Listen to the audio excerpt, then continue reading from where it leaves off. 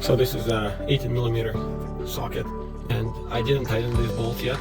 I'm gonna tighten everything once the car is on the ground so that the bushings don't twist, and I'm gonna install the control arms above. So I got here an aftermarket kit for the control arms because I know a lot of people are having this issue with aligning the rear end of X5 because something is out of place and something is bent. So even though I restored the complete rear end, I thought I'd not take a chance and just buy these control arms. They're pretty beefy, and they will let me align the vehicle every way possible. So it's a good insurance just in case something doesn't align. I don't want to take everything apart again and start figuring out why I can't align it. I had another problem like that with a different vehicle where I took it to multiple alignment shops and collision repair shops, and it cost me a lot of time and money to figure out why I couldn't align the vehicle. In the end, it turned out the subframe was bent somewhere, and ended up buying a kit of these anyways. So that's what I did for the X5 as well. And this is what I had for my 5 Series, the Godspeed project. Also adjustable control arms in the rear. So I'm gonna install these on my 5 Series that I purchased since I sold the 528i and I bought 540i. But basically we'll install these right now. It looks like this the sleeve inside is too small, and they provide a couple of extra sleeves, and I think that's exactly why. So I gotta press this sleeve out and press this one in, and I think they are the same diameter. It's just that this sleeve is thicker, and that's what it looks like, at least at first. So I'm gonna press this out and press this in. So I'm literally gonna try and use the sleeve that I need inside to press out the other sleeve and press in the sleeve that I need.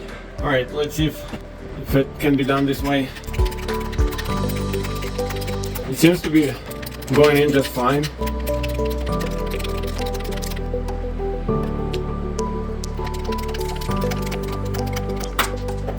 So that worked really well. I'm gonna do the same thing with the other one.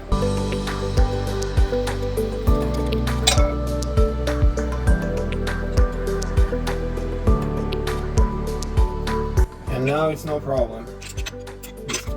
It's just perfect diameter. So it's time to put together the rear suspension, and I have a part number here. This is going to be for the upper spring mount, just the rubber piece, and there's going to be a cap that inserts and just spreads these 3 tabs that they lock in the trunk.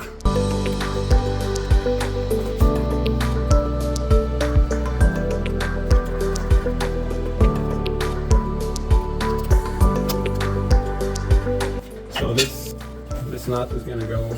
I'm working on the passenger side now. So this nut just locks in here, and now I just need to get the bolt installed.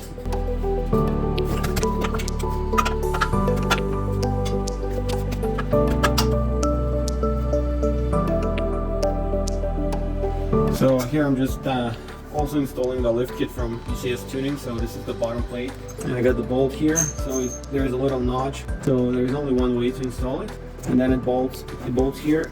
And on this side, you just put a little bit of lube, and you put the bottom rubber. And on the strut itself, you knock out the three original studs, and you bolt. This one is threaded, this plate. So you're gonna install the three nuts, the three bolts that are supplied, and install it just like that. But first, I'm gonna put it on, and then I'm gonna install the spring. It's easier to install the spring without the strut. I did the spring with the strut in place on the other side, and it was challenging.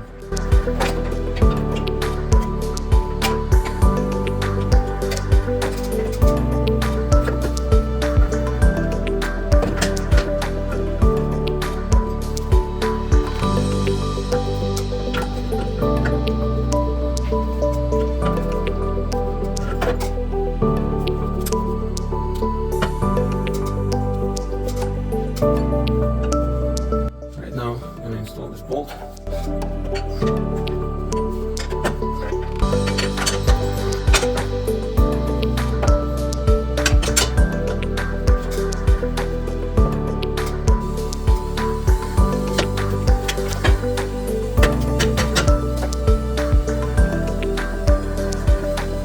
So here we're going to install the ride height sensor, and this is how it goes in.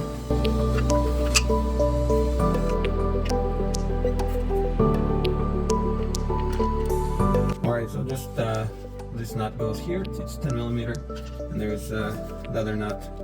I should have probably changed this. It's kind of old, but I think it still works. This nut is also 10 millimeter.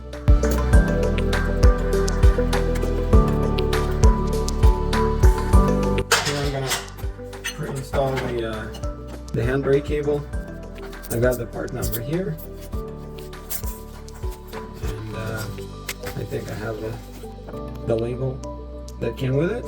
I just don't remember if it goes over or under the subframe, so I'll have to double check that. But at least I think it goes something like this. I'll just leave it here.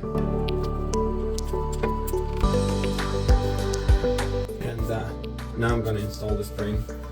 I'm going to go the top end first.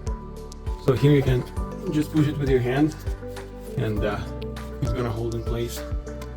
However, here I'm going to definitely need to compress this spring because there is no way for me to install it without compressing. It's just too long, so I'll go compress it first.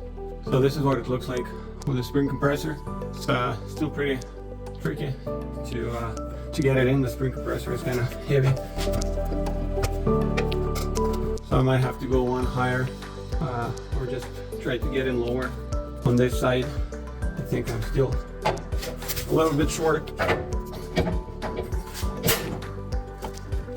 Alright, I think I was able to get it in. And before I remove the spring compressor, I'm just going to install this control arm. So there's a few adjustment points here. This one is threaded about halfway, and this side it threads counterclockwise.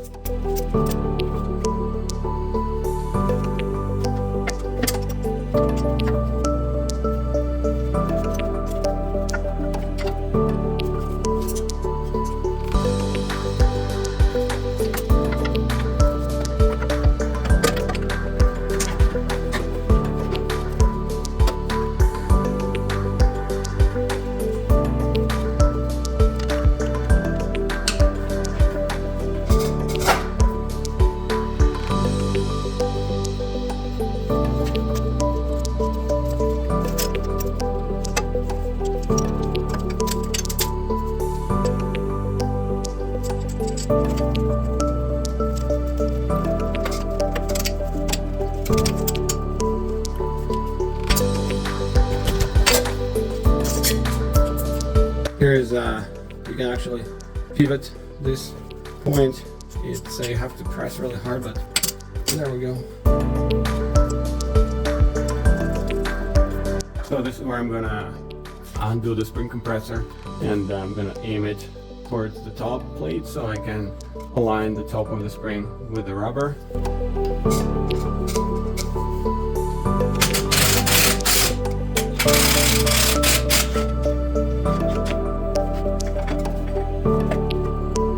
So the spring kind of sits crooked, but I do suspect that once the suspension is all in place, it will hopefully sit better.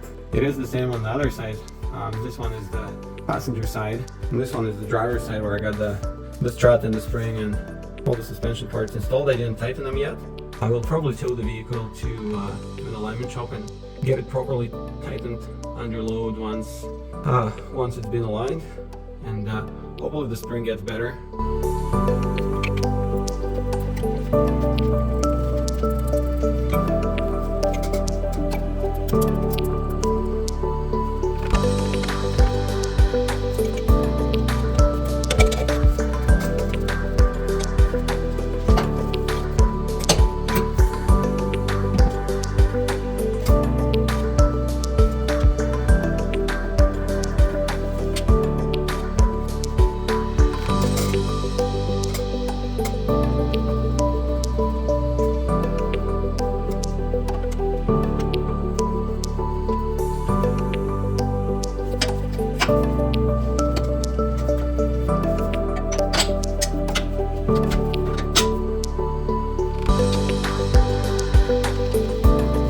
Actually, I just realized that I installed this arm upside down, so I have to just flip it.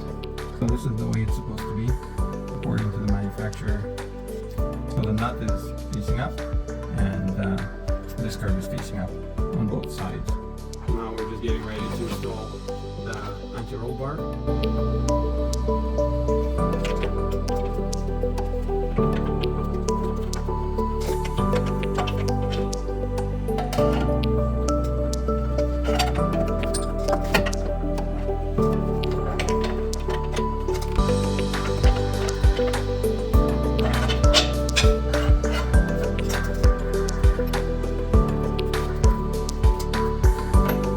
I just double checked, so this link is this side is gonna go to the swing arm and not this side. So kind of the vertical side, I don't know why. And the washer goes on this side and then gets installed inside the swing arm. So this nut on E53 gets torqued to 73 foot-pounds. Now all we need to do is just install this strut. There is only one way it goes in, and it's actually gonna get caught by those screws because it doesn't drop down straight. So at an angle, those screws they do catch the top plate, and now you can move over to the trunk and reinstall the three nuts. Now just need to tighten these three nuts. I think it's about 24 foot-pounds. And we install the cap.